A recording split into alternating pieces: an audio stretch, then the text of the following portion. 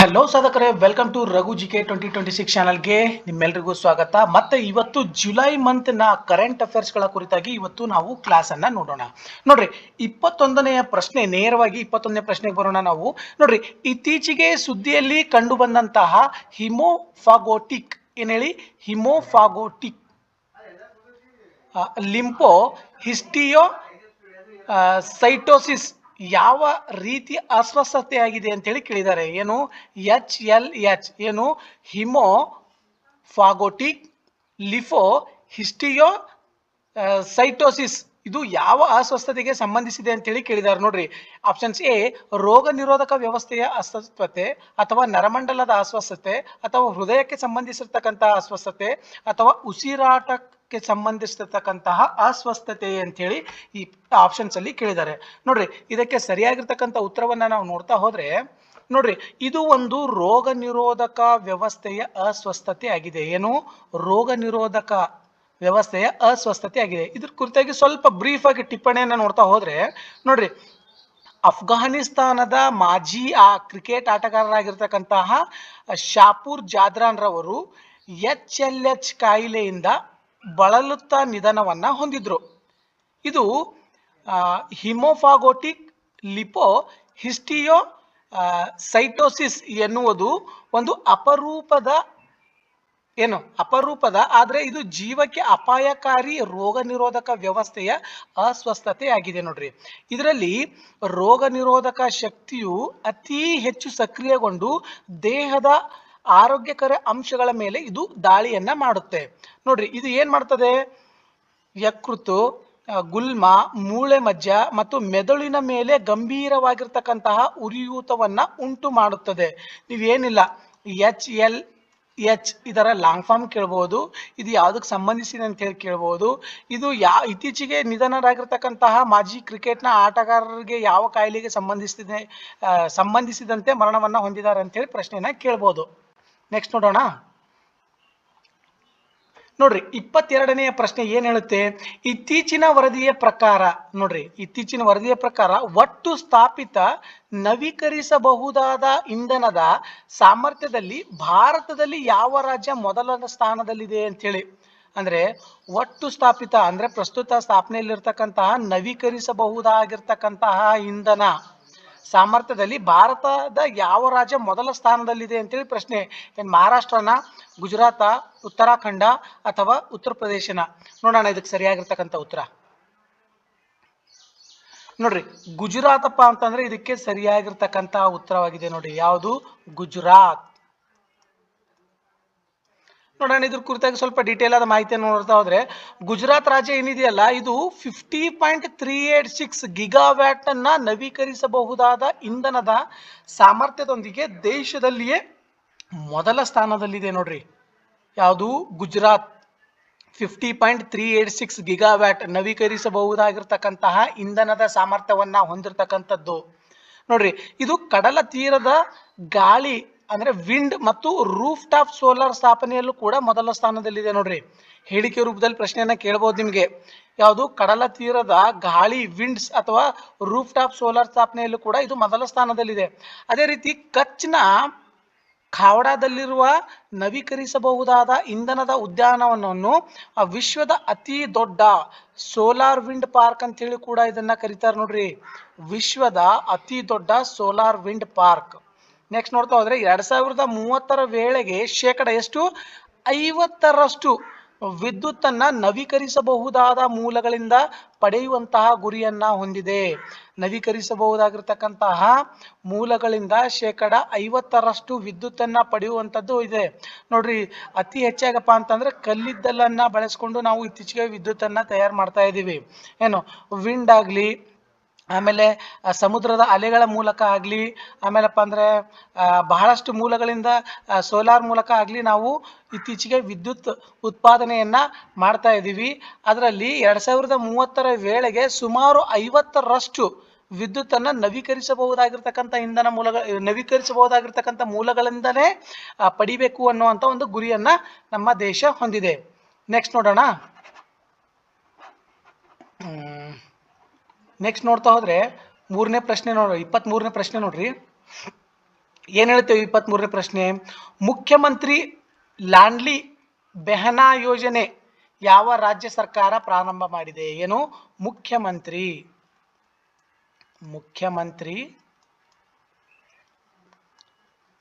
Lordly ಬೆಹನಾ ಯೋಜನೆ ಯಾವುದಕ್ಕೆ ಸಂಬಂಧಪಟ್ಟಿದೆ, ಯಾವ ರಾಜ್ಯಕ್ಕೆ ಸಂಬಂಧಪಟ್ಟಿದೆ ಅದ್ರ ಬಗ್ಗೆ ನೋಡೋಣ. ನೋಡ್ರಿ, ಏನು ಉತ್ತರ ಪ್ರದೇಶನ, ಮಧ್ಯಪ್ರದೇಶನ, ಒಡಿಶಾನ ಅಥವಾ ಕರ್ನಾಟಕನ? ನೋಡ್ರಿ, ಇದಕ್ಕೆ ಸರಿಯಾಗಿರ್ತಕ್ಕಂಥ ಉತ್ತರವನ್ನ ನಾವು ನೋಡ್ತಾ ಹೋದ್ರೆ ನೋಡ್ರಿ, ಮಧ್ಯಪ್ರದೇಶ ಏನಿದೆಯಲ್ಲ, ಇದು ಈ ಯೋಜನೆಯನ್ನ ಜಾರಿಗೆ ತೆಗೆದುಕೊಂಡು ಬಂದಿದೆ. ಮುಖ್ಯಮಂತ್ರಿ ಬಿಲ್ವಾ ಯೋಜನೆ ಅಂತ ಹೇಳಿ ಜಾರಿಗೆಯನ್ನ ತೆಗೆದುಕೊಂಡು ಬಂದಿದೆ. ನೋಡ್ರಿ, ಲಾಡ್ಲಿ ಬೆಹನಾ ಯೋಜನೆ. ನೋಡ್ರಿ, ಇದ್ರ ಕುರಿತಾಗಿ ಬ್ರೀಫ್ ಆಗಿ ಸ್ವಲ್ಪ ಕೆಲವೊಂದಿಷ್ಟು ಮಾಹಿತಿಗಳನ್ನ ತಿಳ್ಕೊತಾ ಹೋದ್ರೆ ನೋಡ್ರಿ, ಮಧ್ಯಪ್ರದೇಶದ ಸರ್ಕಾರವು ಮಹಿಳೆಯರ ಆರ್ಥಿಕ ಸ್ವಾತಂತ್ರ್ಯಕ್ಕಾಗಿ ಈ ಪ್ರಮುಖ ಕಲ್ಯಾಣ ಯೋಜನೆಯನ್ನ ಜಾರಿಗೆ ತೆಗೆದುಕೊಂಡು ಬಂದಿದೆ. ಏನು? ಮಹಿಳೆಯರ ಆರ್ಥಿಕ ಸ್ವಾತಂತ್ರ್ಯಕ್ಕಾಗಿ ಈ ಯೋಜನೆಯನ್ನ ಜಾರಿಗೆ ತೆಗೆದುಕೊಂಡು ಬಂದಿದೆ. ನೋಡ್ರಿ, ನೇರ ನಗದು ವರ್ಗಾವಣೆ ಡೆಬಿಟ್ ಮೂಲಕ ಅರ್ಹ ಮಹಿಳೆಯರ ಬ್ಯಾಂಕ್ ಖಾತೆಗೆ ಹಣವನ್ನ ಜಮಾ ಮಾಡಲಾಗ್ತದೆ. ಏನ್ ಹೇಳಿ? ಅರ್ಹ ಮಹಿಳೆಯರ ಬ್ಯಾಂಕ್ ಖಾತೆಗೆ ನೇರವಾಗಿ ಹಣವನ್ನ ಜಮಾ ಮಾಡಲಾಗ್ತದೆ. ನೋಡ್ರಿ, ನವೆಂಬರ್ 2025ರಿಂದ ಅರ್ಹ ಮಹಿಳೆಯರಿಗೆ ಪ್ರತಿ ತಿಂಗಳಿಗೆ 1,500 ರೂಪಾಯಿಗಳನ್ನ ನೀಡಲಾಗುತ್ತಿದೆ. ಎಷ್ಟು? 1,500 ರುಪೀಸ್ ಅನ್ನ ಪ್ರತಿ ತಿಂಗಳು ಮಹಿಳೆಯರಿಗೆ ನೀಡಲಾಗ್ತಾ ಇದೆ. ಇದು ಮಹಿಳೆಯರ ಸಾಮಾಜಿಕ ಆರ್ಥಿಕ ಸ್ಥಿತಿಗತಿಗಳನ್ನ ಸುಧಾರಿಸುವಂತಹ ಗುರಿಯನ್ನ ಇದು ಹೊಂದಿದೆ. ಯಾವುದು? ಈ ಯೋಜನೆ ಜಾಸ್ತಿ ಪ್ಲಾನ್ಸ್ಗಳ ಬಗ್ಗೆ ಕೇಳ್ತಾ ಇರ್ತಾರೆ, ಇದನ್ನ ನೆನ್ಪಿಟ್ಕೊಡ್ರಿ ಆಲ್ಮೋಸ್ಟ್ ಆಗಲಾಗಿ. ನೆಕ್ಸ್ಟ್ ಪ್ರಶ್ನೆ 24ನೇ ಪ್ರಶ್ನೆ, ಮಿಯಾವಾಕಿ ಏನ್ ಹೇಳಿ? ಮಿಯಾವಾಕಿ ವಿಧಾನವನ್ನು ಬಳಸಿ 3.61 ಲಕ್ಷ ಸಸಿಗಳನ್ನ ನೆಡುವ ಮೂಲಕ ಯಾವ ರಾಜ್ಯದ ಮಹಾನಗರ ಪಾಲಿಕೆಯು ಗಿನ್ನಿಸ್ ದಾಖಲೆಯನ್ನ ಮಾಡಿದೆ ಅಂತೇಳಿ ಪ್ರಶ್ನೆಯನ್ನ ಕೇಳಿದ್ದಾರೆ. ಎಷ್ಟು? 3.61 ಲಕ್ಷ ಸಸಿಗಳು, 3,61,000 ಸಸಿಗಳನ್ನ ನೆಡೋದ್ರ ಮೂಲಕ ಯಾವ ರಾಜ್ಯದ ಮಹಾನಗರ ಪಾಲಿಕೆಯು ಗಿನ್ನಿಸ್ ದಾಖಲೆ ಮಾಡಿದೆ? ಏನು? ಜಾಮ್ನಗರ್ ಮಹಾನಗರ ಪಾಲಿಕೆನ, ವಡೋದರ ಮಹಾನಗರ ಪಾಲಿಕೆನ, ಅಹಮದಾಬಾದ್ ಮಹಾನಗರ ಪಾಲಿಕೆನ ಅಥವಾ ಭಾವನಗರ್ ಮಹಾನಗರ ಪಾಲಿಕೆನ ಅಂತೇಳಿ ಪ್ರಶ್ನೆಯನ್ನ ಕೇಳಿದ್ದಾರೆ. ನೋಡ್ರಿ, ಇದಕ್ಕೆ ಸರಿಯಾಗಿರ್ತಕ್ಕಂಥ ಉತ್ತರವನ್ನ ನಾವು ನೋಡ್ತಾ ಹೋದ್ರೆ ನೋಡ್ರಿ, ಅಹಮದಾಬಾದ್ ಮಹಾನಗರ ಪಾಲಿಕೆಯು ಏನು ಇದನ್ನ ಗಿನ್ನಿಸ್ ರೆಕಾರ್ಡ್ ಅನ್ನಾಗಿ ಮಾಡಿದೆ. ನೋಡ್ರಿ, ಅಹಮದಾಬಾದ್ ಮಹಾನಗರ ಪಾಲಿಕೆಯು 25,000ಕ್ಕೂ ಹೆಚ್ಚು ಸ್ವಯಂ ಸೇವಕರೊಂದಿಗೆ ಈ ದಾಖಲೆಯನ್ನ ಮಾಡಿದೆ. ಎಷ್ಟು? 25,000ಗಿಂತ ಅಬವ್ ಸ್ವಯಂ ಸೇವಕರಿಂದ ಈ ದಾಖಲೆಯನ್ನ ಮಾಡಲಾಗಿದೆ. ನೋಡ್ರಿ, ಗಾಂಧಿನಗರ ಲೋಕಸಭಾ ಕ್ಷೇತ್ರ ವ್ಯಾಪ್ತಿಯಲ್ಲಿ ಬರುವಂತಹ ಮಿಯಾವಾಕಿ ಅರಣ್ಯೀಕರಣ ಪದ್ಧತಿಯನ್ನ ಬಳಸಲಾಗಿದೆ. ಮಿಯಾವಾಕಿ ಅರಣ್ಯೀಕರಣ ಪದ್ಧತಿಯನ್ನ ಬಳಕೆಯನ್ನ ಮಾಡಲಾಗಿದೆ. ಅದೇ ರೀತಿ ಪ್ರಧಾನ ಮಂತ್ರಿ ನರೇಂದ್ರ ಮೋದಿ ಅವರ ಏಕ್ ಪೇಡ ಮಾ ಕೆ ನಾಮ್ ಅಭಿಯಾನವನ್ನ ಭಾಗವಾಗಿ ಇದನ್ನು ಹಮ್ಮಿಕೊಳ್ಳಲಾಗಿದೆ. ಅಂದ್ರೆ ಏಕ್ ಪೇಡ್ ಮಾ ಕೆ ನಾಮ್ ಅಂತಂದ್ರೆ ಒಂದು ಗಿಡ ತಾಯಿ ಹೆಸರಿನ ಮೇಲೆ ಅಂದಪ್ಲೆ ಅರ್ಥ. ಅದರ ಅಭಿಯಾನದ ಮೂಲಕವಾಗಿ ಇದನ್ನ ಹಮ್ಮಿಕೊಳ್ಳಲಾಗಿದೆ ಅಂತೇಳಿ ತಿಳಿಸಿದ್ದಾರೆ. ಅದೇ ರೀತಿ ಸನಂದ ವಿಧಾನಸಭಾ ಕ್ಷೇತ್ರದಲ್ಲಿ ಅತಿ ಹೆಚ್ಚು ಸಸಿಗಳನ್ನ ನೆಡೋದ್ರ ಮೂಲಕ ಮುಂಚೂಣಿಯಲ್ಲಿದೆ. ಇದು ನೆನ್ಪಿಟ್ಕೊಳ್ರಿ. ಎಷ್ಟು? 3.61 ಲಕ್ಷ, 3,61,000 ಸಸಿಗಳನ್ನು ನೆಡುವುದರ ಮೂಲಕ ಅಹಮದಾಬಾದ್ ಮಹಾನಗರ ಪಾಲಿಕೆಯು ತನ್ನ ಗಿನ್ನಿಸ್ ದಾಖಲೆಯನ್ನ ನಿರ್ಮಾಣ ಮಾಡಲಾಗಿದೆ. 5ನೇ ಪ್ರಶ್ನೆ ಏನಪ್ಪಾ ಅಂತಂದ್ರೆ, ಇತ್ತೀಚಿನ ಸುದ್ದಿಯಲ್ಲಿ ಇರುವಂತಹ ಅಯ್ಯದ್ ನದಿಯು ರಾಜಸ್ಥಾನದ ಯಾವ ನಗರದ ಮೂಲಕ ಹರಿಯುತ್ತದೆ ಅಂತೇಳಿ? ಯಾವುದು? ಅಯ್ಯದ್ ನದಿ ರಾಜಸ್ಥಾನದಾಗ ಬರ್ತಾ ನೋಡ್ರಿ. ಇದು ಎಲ್ಲಿ? ರಾಜಸ್ಥಾನ. ಯಾವ ನದಿಯ ಯಾವ ನಗರದ ಮೂಲಕ ಹರಿತದೆ? ಉದಯಪುರ, ಕೋಟಾ, ಜೋಧ್ಪುರ, ಜೈಪುರ ಅಂತೇಳಿ ಪ್ರಶ್ನೆನ ಆಪ್ಷನ್ಸ್ ಅನ್ನು ನೀಡಿದ್ದಾರೆ. ಇದಕ್ಕೆ ನೋಡೋಣ ಸರಿಯಾದ ಉತ್ತರ ಅಂತ. ನೋಡ್ರಿ, ಉದಯಪುರ ಇದಕ್ಕೆ ಸರಿಯಾಗಿರ್ತಕ್ಕಂಥ ಉತ್ತರ. ಏನ್ ಹೇಳಿ? ಉದಯಪುರ ಇದಕ್ಕೆ ಸರಿಯಾಗಿರ್ತಕ್ಕಂಥ ಉತ್ತರ. ನೋಡ್ರಿ, ರಾಜಸ್ಥಾನದ ಉದಯಪುರದಲ್ಲಿ ಅಯ್ಯದ್ ನದಿ ಕಲುಷಿತಗೊಳ್ಳುತ್ತಿರುವುದು ಮತ್ತು ಪರಿಸರ ಅವನತಿಯು ಸುದ್ದಿಯಲ್ಲಿತ್ತು. ಅಂದ್ರೆ ಈ ಉದಯಪುರದಲ್ಲಿರ್ತಕ್ಕಂತಹ ಅಯ್ಯದ್ ನದಿ ಬಹಳಷ್ಟು ಕಲುಷಿತವಾಗಿರ್ತಕ್ಕಂತಹ ನೀರುಗಳನ್ನ ಸೇರ್ಪಡೆ ಆಗ್ತಾ ಇರುವುದು ಮತ್ತು ಪರಿಸರದ ಅವನತಿಯನ್ನ ಹೊಂದುತ್ತಿರ್ತಕ್ಕಂಥದ್ದು ಸುದ್ದಿಯಲ್ಲಿರುವುದಕ್ಕೋಸ್ಕರ ಈ ಚಾಪ್ಟರ್ನ ತೆಗೆದುಕೊಂಡು ಬರಲಾಗಿದೆ. ಇಲ್ಲಿ ಅಯ್ಯದ್ ನದಿಯನ್ನು ಆಹಾರ ನದಿ ಎಂದು ಕೂಡ ಕರೆಯುತ್ತಾರೆ. ಇದು ಉದಯಪುರದ ಗೋಗುದ್ದ ಬೆಟ್ಟಗಳಲ್ಲಿ ಹುಟ್ಟುಕೊಳ್ತದೆ. ಎಲ್ಲಿ? ನೋಡ್ರಿ, ಅಯ್ಯದ್ ನದಿ ಎಲ್ಲಿ ಬರ್ತದೆ? ಉದಯಪುರ್.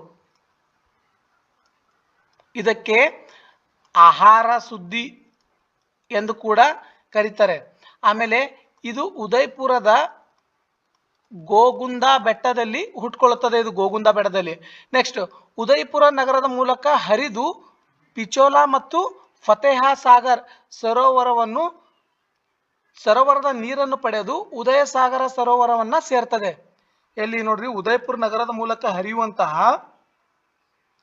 ಪಿಚೋಲಾ ಮತ್ತು ಫತೇಹ ಸಾಗರ್ ಸರೋವರದ ನೀರನ್ನು ಪಡೆದು ಏನು ಇವಕ್ಕೆ ಈ ಎರಡು ನದಿಗಳ ನೀರನ್ನು ಸೇರ್ಬಿಟ್ಟು ಉದಯ ಸಾಗರ್ ಸರೋವರವನ್ನು ಸೇರ್ತದೆ ಲಾಸ್ಟಿಗೆ. ಇದು ನೋಡ್ರಿ, ಇದು ಮುಖ್ಯವಾಗಿ ನೈಋತ್ಯ ಮಾನ್ಸೂನ್ ಅವಧಿಯಲ್ಲಿ ಮಳೆಯನ್ನು ಪಡೆಯುವಂತಹ ಕಾಲೋಚಿತ ನದಿಯಾಗಿದೆ. ನೈಋತ್ಯ ಮಾನ್ಸೂನ್ ಸಮಯದಲ್ಲಿ ಮಳೆಯನ್ನು ಪಡೆಯುವಂತಹ ಇದು ಕಾಲೋಚಿತವಾಗಿರ್ತಕ್ಕಂತಹ ನದಿಯಾಗಿದೆ ಅಂತ ಹೇಳಿ ನಾವು ಇಲ್ಲಿ ತಿಳಿದುಕೊಳ್ಬೇಕು.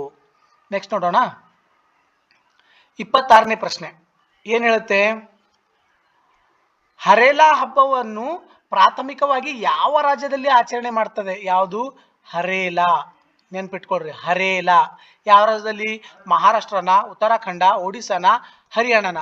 ಇದಕ್ಕೆ ಸರಿಯಾಗಿರ್ತಕ್ಕಂಥ ಉತ್ತರವನ್ನ ನಾವು ನೋಡ್ತಾ ಹೋದ್ರೆ ನೋಡ್ರಿ, ಉತ್ತರಾಖಂಡ್ನಲ್ಲಿ ಆಚರಣೆ ಮಾಡ್ತಾರೆ ಹರೇಲಾ ನದಿ. ಯಾವುದು? ಹರೇಲಾ ನದಿ. ಇದು ಹರೇಲಾ ಹಬ್ಬವನ್ನ ಉತ್ತರಾಖಂಡದಲ್ಲಿ ಆಚರಣೆ ಮಾಡ್ತಾರೆ. ಹರೇಲಾ ಹಬ್ಬವನ್ನ ನೋಡ್ರಿ, ಇದ್ರ ಕುರಿತಾಗಿ ಸ್ವಲ್ಪ ಬ್ರೀಫ್ ಆಗಿ ಟಿಪ್ಪಣಿಯನ್ನ ನೋಡೋಣ, ಸರಿನಾ? ಇದರ ಕುರಿತಾಗಿ ಸ್ವಲ್ಪ ಬ್ರೀಫ್ ಆಗಿ ಟಿಪ್ಪಣಿಯನ್ನ ನಾವು ತಿಳಿದುಕೊಳ್ಳೋಣ. ಏನು ನೋಡ್ರಿ, ಈ ಉತ್ತರಾಖಂಡದಲ್ಲಿ ವಿಶೇಷವಾಗಿ ಕುಮಾನ್ ಪ್ರದೇಶದಲ್ಲಿ, ಎಲ್ಲಿ? ಕುಮಾನ್ ಪ್ರದೇಶದಲ್ಲಿ ಹರೇಲಾ ಸಾಂಪ್ರದಾಯಿಕ ಕೃಷಿ ಹಬ್ಬವನ್ನ ಆಚರಿಸಲಾಗ್ತದೆ. ಯಾವುದು ಇದು? ನೋಡ್ರಿ, ಕೃಷಿ ಹಬ್ಬ ಆಗೈತೆ. ಹರೇಲಾ ಸಾಂಪ್ರದಾಯಿಕ ಹಬ್ಬ ಕೃಷಿ ಹಬ್ಬ ಆಗೈತೆ. ಇದು ಮಾನ್ಸೂನ್ ಆರಂಭ ಮತ್ತು ಹೊಸ ಬಿತ್ತನೆ ಕಾಲದ ಆರಂಭವನ್ನ ಸೂಚಿಸುತ್ತೆ. ಮಾನ್ಸೂನ್ ಸಂದರ್ಭದಲ್ಲಿ ಮತ್ತು ಹೊಸದಾಗಿ ಬಿತ್ತನೆ ಮಾಡುವಂತಹ ಕಾಲದಲ್ಲಿ, ಅಂದ್ರೆ ಬೆಳೆ ಬಿತ್ತುವಂತ ಸಂದರ್ಭದಲ್ಲಿ ಈ ಹಬ್ಬವನ್ನ ಆಚರಣೆ ಮಾಡ್ತಾರೆ. ನೋಡ್ರಿ, ಈ ಹಬ್ಬವು ಮರಗಳ ನಡುವಿಕೆ ಮತ್ತು ಪರಿಸರ ಸಂರಕ್ಷಣೆಯನ್ನು ಹೆಚ್ಚು ಉತ್ತೇಜನ ನೀಡುತ್ತದೆ. ಈ ಹಬ್ಬದ ವಿಶೇಷತೆ ಏನಪ್ಪಾ ಅಂತಂತಂದ್ರೆ ಗಿಡಗಳನ್ನ ಹಚ್ಚುವುದು, ಪರಿಸರವನ್ನ ಸಂರಕ್ಷಣೆ ಮಾಡುವಂಥದ್ದು. ಇದಕ್ಕೆ ಬಹಳಷ್ಟು ಉತ್ತೇಜನವನ್ನ ನೀಡುವಂತಹ ಹಬ್ಬ ಯಾವುದಪ್ಪ ಅಂತಂದ್ರೆ ಹರೇಲಾ ಹಬ್ಬ. ನೋಡ್ರಿ, ಹಿಮಾಚಲ್ ಪ್ರದೇಶದ ಕೆಲವು ಗಡಿ ಭಾಗದಲ್ಲೂ ಕೂಡ ಇದನ್ನ ಆಚರಣೆ ಮಾಡ್ತಾರೆ. ಯಾವುದು? ಹರೇಲಾ ಹಬ್ಬ ಹಿಮಾಚಲ್ ಪ್ರದೇಶದಲ್ಲೂ ಕೂಡ ಆಚರಣೆಯನ್ನ ಮಾಡ್ತಾರೆ. ನೆಕ್ಸ್ಟ್ ನೋಡೋಣ, 27ನೇ ಪ್ರಶ್ನೆ ಏನ್ ಹೇಳುತ್ತೆ ನೋಡ್ರಿ, ಬೆಂಗಳೂರಿನಲ್ಲಿ ಉದ್ಘಾಟನೆಗೊಂಡ ವೈಟ್ ರಾಬಿಟ್ ಟೆಕ್ನಾಲಜಿ ಏನು? ವೈಟ್ ರಾಬಿಟ್ ಟೆಕ್ನಾಲಜಿ ಆಧಾರಿತ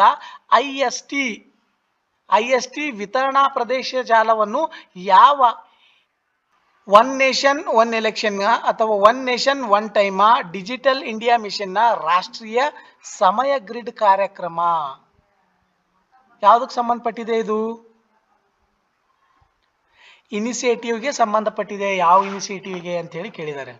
ನೋಡ್ರಿ, ಇದಕ್ಕೆ ಸರಿಯಾಗಿರ್ತಕ್ಕಂಥ ಉತ್ತರ one nation one time. One nation one ಟೈಮ್ಗೆ ಸಂಬಂಧಪಟ್ಟಿದೆ. ಏನ್ ಹೇಳಿ? ಒನ್ ನೇಷನ್ ಒನ್ ಟೈಮ್ಗೆ ಸಂಬಂಧಪಟ್ಟಿದೆ. ಏನು? ಬೆಂಗಳೂರಿನ ಜಕ್ಕೂರ್ RRSL ನಲ್ಲಿ ನೂತನ ಸಮಯ ವಿತರಣಾ ಜಾಲವನ್ನ ಉದ್ಘಾಟನೆ ಮಾಡಲಾಗಿದೆ. ಎಲ್ಲಿ? ಬೆಂಗಳೂರಿನ ಜಕ್ಕೂರ್ನಲ್ಲಿ ಏನು RRSL ನಲ್ಲಿ ಈ ನೂತನ ಸಮಯ ವಿತರಣಾ ಜಾಲವನ್ನ ಉದ್ಘಾಟಿಸಲಾಗಿದೆ. ನೋಡ್ರಿ, ಇದು ದೇಶಾದ್ಯಂತ ಒಂದೇ ರೀತಿಯ ನಿಖರವಾದ ಭಾರತೀಯ ಪ್ರಾಮಾಣಿತ ಸಮಯವನ್ನ ಏನು IST ಇಂಡಿಯನ್ ಸ್ಟ್ಯಾಂಡರ್ಡ್ ಟೈಮಿಂಗ್ ಇದು ನೆನ್ಪಿಟ್ಕೋಬೇಕು ನೀವು, ಯಾವ ಖಚಿತಪಡಿಸುತ್ತದೆ. ಇದರಿಂದಾಗಿ GPS ಮೇಲಿನ ವಿದೇಶಿ ಅವಲಂಬನೆ ಕಡಿಮೆಯಾಗಿ ಸೈಬರ್ ಭದ್ರತೆಯನ್ನ ಬಲಪಡಿಸ್ತದೆ. ಇದು ಒನ್ ನೇಷನ್ ಒನ್ ಟೈಮ್. ಅದೇ ರೀತಿ ಇದು ಹಣಕಾಸು ಮಾರುಕಟ್ಟೆಗಳು, ದೂರ ಸಂಪರ್ಕ, ಡಿಜಿಟಲ್ ಪಾವತಿಗಳಿಗೆ ಹೆಚ್ಚು ಸಹಕಾರಿಯಾಗಿದೆ. ನೋಡ್ರಿ, ಇದು ಯಾವ್ದಾದಕ್ಕೆ ಬಹಳಷ್ಟು ಅನುಕೂಲ ಆಗ್ತದೆ? ಹಣಕಾಸು ಮಾರುಕಟ್ಟೆಗಳು, ದೂರ ಸಂಪರ್ಕಗಳು, ಡಿಜಿಟಲ್ ಪಾವತಿಗಳಿಗೆ ಇದು ಹೆಚ್ಚು ಸಹಕಾರಿಯಾಗಿದೆ. ನೋಡಿದ್ರಲ್ಲ? ನೆಕ್ಸ್ಟ್ 28ನೇ ಪ್ರಶ್ನೆ ನೋಡ್ರಿ, ಏನ್ ಹೇಳುತ್ತೆ? ಲೆಸ್ಟಸ್ ಪಾಲೋತಿ ಲೆಸ್ಟೆಸ್ ಪಾಲೋತಿ ಎಂದು ಹೆಸರಿಸಲಾಗಿರ್ತಕ್ಕಂಥ ಹೊಸ ಜಾತಿಯ ಡ್ಯಾಮ್ ಫ್ಲೈ ಅನ್ನು ಯಾವ ರಾಜ್ಯದಲ್ಲಿ ಕಂಡುಹಿಡಿಯಲಾಗಿತ್ತು? ಕರ್ನಾಟಕ, ತಮಿಳುನಾಡು, ಮಹಾರಾಷ್ಟ್ರ, ಕೇರಳ. ನೋಡ್ರಿ, ಇದಕ್ಕೆ ಸಂಬಂಧಿಸಿದಂತೆ ಸರಿಯಾಗಿರ್ತಕ್ಕಂಥ ಉತ್ತರ ಕೇರಳ. ಇದಕ್ಕೆ ಸರಿಯಾಗಿರ್ತಕ್ಕಂಥ ಉತ್ತರ. ನೋಡ್ರಿ, ಕೇರಳದ ಪಶ್ಚಿಮ ಘಟ್ಟಗಳಲ್ಲಿ ಡ್ಯಾಮ್ ಫ್ಲೈನ್ ಹೊಸ ಜಾತಿಯ ಸಂಶೋಧಕರು ಪತ್ತೆಯನ್ನ ಹಚ್ಚಿದ್ದಾರೆ. ಅದೇ ರೀತಿ 1987ರಲ್ಲಿ ಭಾರತದಲ್ಲಿ ಪತ್ತೆಯಾಗಿರ್ತಕ್ಕಂತಹ ಲೆಸ್ಟೆಸಸ್ ಕುಲದ ಮೊದಲ ಹೊಸ ಪ್ರಭೇದವನ್ನು ಕೂಡ ಇದಾಗಿದೆ ಅಂತೇಳಿ ನಾವು ತಿಳ್ಕೊಳ್ಬೇಕು. ಇದು ಒಣಗಿದ ಕಾಲದಲ್ಲಿ ಕಂದು ಬಣ್ಣದಿಂದ ಮಾನ್ಸೂನ್ ಸಮಯದಲ್ಲಿ ನೀಲಿ ಬಣ್ಣಕ್ಕೆ ಬದಲಾಗುವಂತದ್ದಾಗಿದೆ. ಇದು ನೋಡ್ರಿ, ಡ್ಯಾಮ್ ಫ್ಲೈಗಳು ಸಿಹಿ ನೀರಿನ ಆವಾಸ ಸ್ಥಾನಗಳ ಬಳಿ ಕಂಡು ಬರುವಂತ ಒಂದು ಸಣ್ಣ ಗಾತ್ರದ ಕೀಟ ಆಗಿದೆ. ಯಾವುದು? ಡ್ಯಾಮ್ ಫ್ಲೈನ್ ಅನ್ನುವಂಥದ್ದು ಇದು ಸಣ್ಣ ಜಾತಿಯ ಕೀಟ ಆಗಿದೆ. ನೋಡ್ರಿ, ಇದು ಸಿಹಿ ನೀರಿನ ಆವಾಸ ಸ್ಥಾನಗಳ ಬಳಿ ಕಂಡು ಬರ್ತದೆ. ನೋಡಿದ್ರಲ್ಲ, ನೆಕ್ಸ್ಟ್ ಪ್ರಶ್ನೆ ನೋಡೋಣ. 29ನೇ ಪ್ರಶ್ನೆ ನೋಡ್ರಿ, ಯಾವ ಸಂಸ್ಥೆಯು ವಿಶ್ವಾಸ್ 26 ಏನು ವಿಶ್ವಾಸ್ 2026 ಎಂಬ ಒಂದು ಕಾಲದ ವಿವಾದ ಪರಿಹಾರ ಯೋಜನೆಯನ್ನು ಪ್ರಾರಂಭಿಸಿದೆ? ಇದು ಯಾವ್ದು ಹೇಳಿ? ವಿವಾದ ಪರಿಹಾರದ ಯೋಜನೆ ಅಂತ ಹೇಳಿ ಕರೀತಾರೆ. ನೋಡ್ರಿ, ವಿಶ್ವಾಸ್ 2026. ಭಾರತೀಯ ರಿಸರ್ವ್ ಬ್ಯಾಂಕ್, ನೌಕರರ ಭವಿಷ್ಯ ನಿಧಿ, ನೀತಿ ಆಯೋಗ, ಪಿಂಚಣಿ ನಿಧಿ ನಿಯಂತ್ರಣ ಮತ್ತು ಅಭಿವೃದ್ಧಿ ಪ್ರಾಧಿಕಾರ. RBI ಫುಲ್ ಫಾರ್ಮ್ ಗೊತ್ತಿರಬೇಕು, EPFO ಫುಲ್ ಫಾರ್ಮ್ ಗೊತ್ತಿರಬೇಕು, ಅದೇ ರೀತಿ PFRDA ಕೂಡ ಗೊತ್ತಿರಬೇಕು ನಿಮ್ಗೆ. ನೋಡ್ರಿ, ಕಮೆಂಟ್ ಬಾಕ್ಸ್ ಅಲ್ಲಿ ಕಮೆಂಟ್ ಮಾಡ್ರಿ ನೋಡೋಣ. ಇದಕ್ಕೆ ಸರಿಯಾಗಿರ್ತಕ್ಕಂಥ ಉತ್ತರ ಆಪ್ಷನ್ಸ್ ಬಿ, ನೌಕರ ಭವಿಷ್ಯ ನಿಧಿ ಸಂಸ್ಥೆ. ಇದ್ರ ಕುರಿತಾಗಿ ಸ್ವಲ್ಪ ವಿವರಣೆಯನ್ನ ನಾವು ನೋಡ್ತಾ ಹೋಗೋಣ. ನೋಡ್ರಿ, EPFO ನೌಕರರ ಭವಿಷ್ಯ ನಿಧಿ ಕಾಯ್ದೆ ಅಡಿಯಲ್ಲಿ ವಿಧಿಸಲಾಗುವಂತಹ ದಂಡದ ಪ್ರಕರಣಗಳನ್ನ ಇತ್ಯರ್ಥಪಡಿಸುವುದಕ್ಕಾಗಿ ಇದು ಜಾರಿಗೆಯನ್ನ ತೆಗೆದುಕೊಂಡು ಬರ್ತಾರೆ. ಯಾವುದು? ವಿಶ್ವಾಸ್ 2026. ವಿಶ್ವಾಸ್ 2026 ಅನ್ನ ಜಾರಿಗೆ ತೆಗೆದುಕೊಂಡು ಬರ್ತಾರೆ. ಇದು ಸಂಪೂರ್ಣವಾಗಿ ಡಿಜಿಟಲ್ ಮತ್ತು ಪಾರದರ್ಶಕವಾಗಿರ್ತಕ್ಕಂತಹ 6 ತಿಂಗಳ ಅವಧಿಯ, ಎಷ್ಟು ಹೇಳಿ? 6 ತಿಂಗಳ ಅವಧಿಯ ವಿವಾದವನ್ನು ಪರಿಹಾರ ವೇದಿಕೆ ಆಗಿದೆ. ಇದು 6 ತಿಂಗಳಲ್ಲಿ ಇದನ್ನ ಕಂಪ್ಲೀಟ್ ಮಾಡ್ಕೊಡ್ಬೇಕು. ಇದು ಫುಲ್ ಆಗಿ ಸಂಪೂರ್ಣವಾಗಿ ಡಿಜಿಟಲ್ ಮತ್ತು ಪಾರದರ್ಶಕವಾಗಿದೆ. ಉಳಿದಿರ್ತಕ್ಕಂಥ ಬಾಕಿ ಉಳಿದಿರುವ ದಂಡ ಮೊತ್ತವನ್ನು ಗಣನೀಯವಾಗಿ ಕಡಿಮೆ ದರದಲ್ಲಿ ಇತ್ಯರ್ಥಪಡಿಸಲು ಅವಕಾಶವನ್ನ ನೀಡಿಕೊಡ್ತದೆ. ಅದೇ ರೀತಿ ಇದು ಉದ್ಯೋಗಾಧಾರಿತ ಸುಲಭವಾಗಿ ವ್ಯಾಪಾರ ಮಾಡಲು ಸಹಾಯವನ್ನ ಮಾಡುತ್ತದೆ. ಏನು? ಉದ್ಯೋಗದಾತರಿಗೆ ಸುಲಭವಾಗಿ ವ್ಯಾಪಾರವನ್ನ ಮಾಡುವುದಕ್ಕೆ ಇದು ಸಹಾಯ ಮಾಡ್ತದೆ. ನೆಕ್ಸ್ಟ್ 30ನೇ ಪ್ರಶ್ನೆ ಏನ್ ಹೇಳುತ್ತೆ? ಯಾವ ರಾಜ್ಯ ಸರ್ಕಾರವು ಇತ್ತೀಚೆಗೆ ಜನ್ಮದಿನ್ ಶಪಥ್ ಉದ್ಯಾನ್ ಅಂದ್ರೆ ಹುಟ್ಟುಹಬ್ಬದ ಹಸಿರು ಪ್ರತಿಜ್ಞೆ ಉದ್ಯಾನ್ ಇನಿಷಿಯೇಟಿವ್ ಅನ್ನ ಪ್ರಾರಂಭ ಮಾಡಿದೆ ಅಂತೇಳಿ? ಏನು? ಅರುಣಾಚಲ್ ಪ್ರದೇಶ, ಪಶ್ಚಿಮ ಬಂಗಾಳ, ಸಿಕ್ಕಿಂ, ಅಸ್ಸಾಂ ಅಂತೇಳಿ. ಇದಕ್ಕೆ ಸರಿಯಾಗಿರ್ತಕ್ಕಂಥ ಉತ್ತರವನ್ನು ನೋಡ್ತಾ ಹೋದ್ರೆ ಅಸ್ಸಾಂ ಇದನ್ನ ಜಾರಿಗೆ ತೆಗೆದುಕೊಂಡು ಬಂದಿದೆ. ನೋಡ್ರಿ, ಅಸ್ಸಾಂ ಸರ್ಕಾರವು ಪರಿಸರ ಸಂರಕ್ಷಣೆಯನ್ನು ಉತ್ತೇಜಿಸುವುದಕ್ಕಾಗಿ ವಿನೂತನವಾಗಿರ್ತಕ್ಕಂಥ ಯೋಜನೆ ಇದು ಜಾರಿಗೆ ತೆಗೆದುಕೊಂಡು ಬಂದಿದೆ. ನಾಗರಿಕರು ತಮ್ಮ ಹುಟ್ಟುಹಬ್ಬದ ದಿನದಂದು ಸಸಿಗಳನ್ನು ನೆಡುವುದರ ಮೂಲಕ ಪ್ರಕೃತಿಯನ್ನು ಸಂರಕ್ಷಿಸುವುದಕ್ಕಾಗಿ ಪ್ರತಿಜ್ಞೆ ಮಾಡುವುದು ಇದರ ಪ್ರಮುಖವಾಗಿರ್ತಕ್ಕಂಥ ಉದ್ದೇಶವಾಗಿದೆ. ನೋಡ್ರಿ, ಅದೇ ರೀತಿ ಅಸ್ಸಾಂನ 126 ವಿಧಾನಸಭಾ ಕ್ಷೇತ್ರಗಳಲ್ಲಿ ತಲಾ ಒಂದರಂತೆ ಉದ್ಯಾನಗಳನ್ನ ನಿರ್ಮಿಸುವುದಕ್ಕೆ ನಿರ್ಧಾರ ಮಾಡಲಾಗಿದೆ. ಅದೇ ರೀತಿ ಅರಣ್ಯ ಇಲಾಖೆಗಳು ಈ ಗಿಡಗಳನ್ನ ದೀರ್ಘಕಾಲೀನ ಸಂರಕ್ಷಣೆಯನ್ನ ನೋಡಿಕೊಳ್ಳುತ್ತದೆ. ಅರಣ್ಯ ಇಲಾಖೆ ಇದಕ್ಕೆ ದೀರ್ಘಕಾಲೀನ ಸಂರಕ್ಷಣೆಯನ್ನ ಕೂಡ ಇದು ನೋಡಿಕೊಳ್ಳುತ್ತದೆ. ನೋಡಿದ್ರಲ್ಲ, ಸುಮಾರು ನಾವು 10 ಕರೆಂಟ್ ಅಫೇರ್ಸ್ಗೆ ಜುಲೈಗೆ ಸಂಬಂಧಿಸಿರ್ತಕ್ಕಂಥ ಕರೆಂಟ್ ಅಫೇರ್ಸ್ಗಳ ಕುರಿತಾಗಿ ನಾವು ನೋಡಿದ್ವಿ.